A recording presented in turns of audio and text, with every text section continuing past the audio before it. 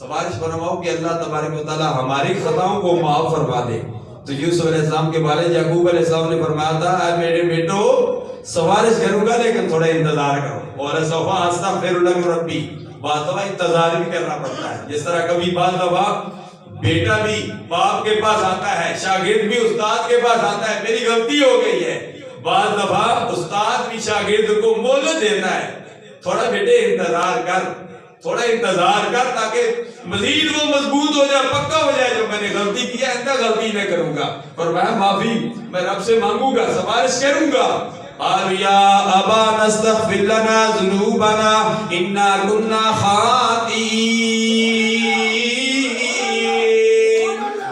اللہ یعقوب علیہ السلام کے بیٹے کہنے لگے, یوسف علیہ السلام کے بھائی کہنے لگے آج میرے ابو حضور ہم سے غلطی ہو گئی ہے, ہم نے اپنے بھائی کو کنویں میں ڈال دیا, ہماری غلطی ہے, ہم نے غلطی کر لی ہے.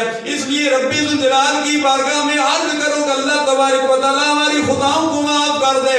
یوسف علیہ السلام کے باپ یعقوب علیہ السلام عرض کرتے ہیں آئے میرے بیٹو ربی ذوالجلال کی بارگاہ میں ضرور درخواست کروں گا, تمہاری سفارش کروں گا. قال سوف استغفر لکم ربی انہ هو الغفور الرحیم.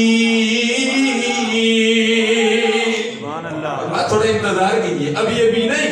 فرمایا کچھ دنوں کے بعد دعا کروں گا. معلوم یہ ہوا اللہ والوں کے پاس دعا کی سفارش کرنا بھی یہ بھی قرآن مجید سے ثابت ہے. اللہ